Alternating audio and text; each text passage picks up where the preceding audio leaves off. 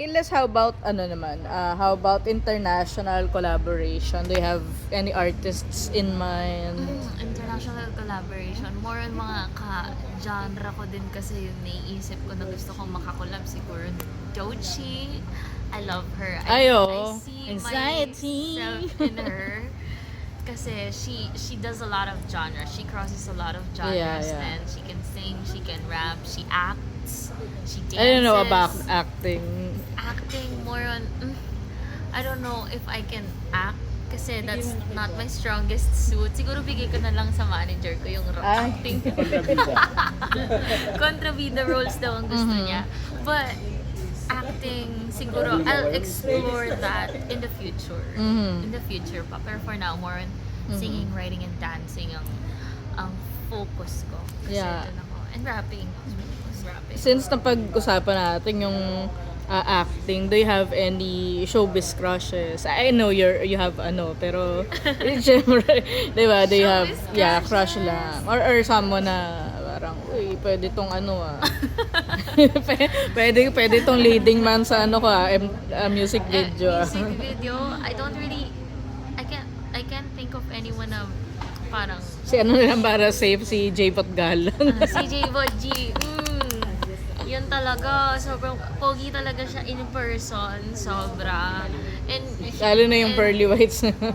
Yeah, yung ngiti, di ba? And ang ganda niya din pag nag-transform siya into her Beyonce. drag persona. Siya talaga ang Beyonce na mga bading, na mga akling. And I adore her, I admire her, him pala, Maxi pag heard. But yeah, I admire J-Bodji. And I feel like I would love to collaborate with him then in the future. Di ba?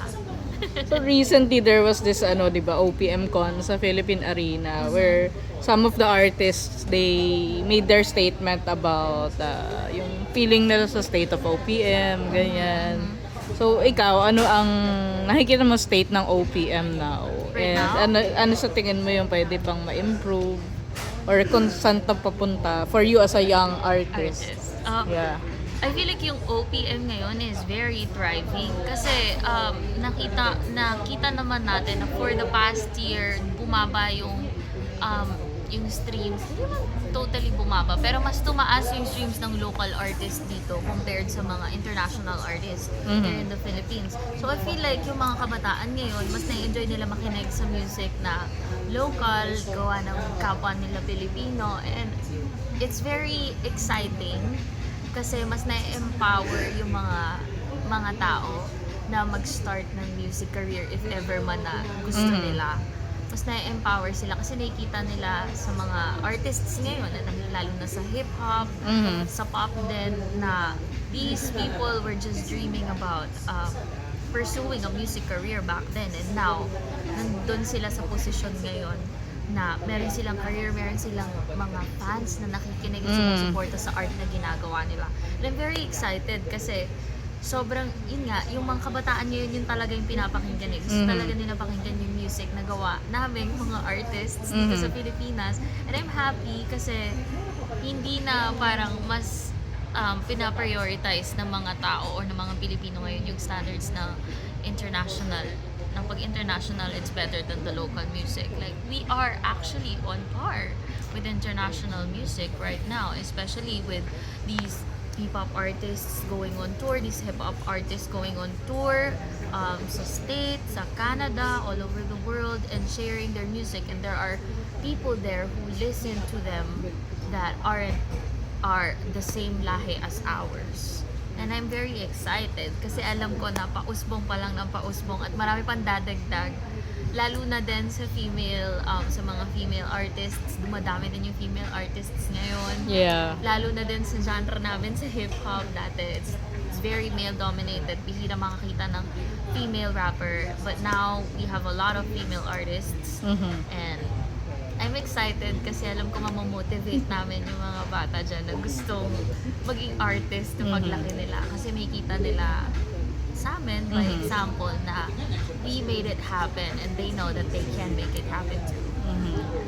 So I know you're multi-talented, but what is a talent that not necessarily related sa entertainment, but what is a talent na you wish you have but you don't have Acting talaga. acting. Medyo So gusto mo mahirap. umacting, kaya nga lang sa tingin mo hindi ka pa, hindi pa Yeah, carry. Hindi ko kaya umacting. Mm-mm. That's not my strongest suit talaga. Kasi even in high school, I tried.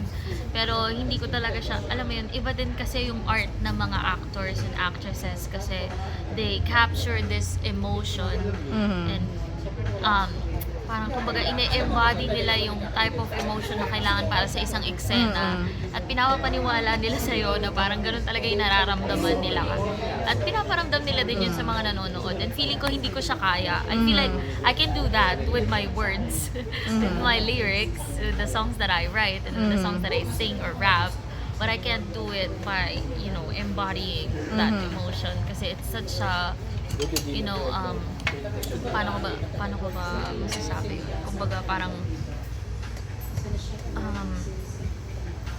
kumbaga demanding ang pag-arte dahil kailangan invested ka din sa kwento ng character mo at sa emotion na pinapakita ng character or ng scene na kailangan mo. So, maybe in the future, matry ko mag-acting classes, but for now, focus on singing, rapping, dancing, and writing muna. Do you have a favorite Pinoy movie? Merang pa, wow ka talaga sa acting or so. Tonto. Oo, sa acting. Kasi usually, lately lang, recently, favorite kasi namin ng kapatid ko manood ng mga Filipino movies, lalo na yung mga comedies. Kasi gusto ano namin to, mga good babalo vibes ba? eh. Di ba na, may revival of babalo Good gawa vibes, sa... good vibes. Oo. Lately, may pinanood kaming movie ulit. Pinanood namin ulit, which is this movie called Beauty in a Bottle. Yeah. By sila Asunta, Oo. si Angelica Panganiban, and si Angeline Quinto.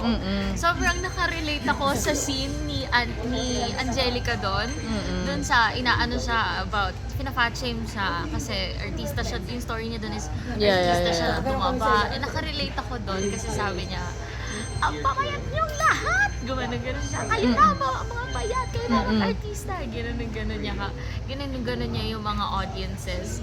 And I can relate kasi yung pressure to, you know, to look to look skinny all the time. Bawal ba tumaba? Yung ganon. Kahit double chin nga bawal eh. Yeah, Kahit diba? payat ka pag may double chin. Nag-resonate sa akin yung movie na yun. Dahil dun sa message din na pinakita nila na you don't need to change yourself just to be deemed beauty. You just have to accept who you are. Yan. So, last question na lang. Yeah. So, di ba, PBB is really popular and magkakaroon yung collab, di ba? So, nag-explore sila na artist.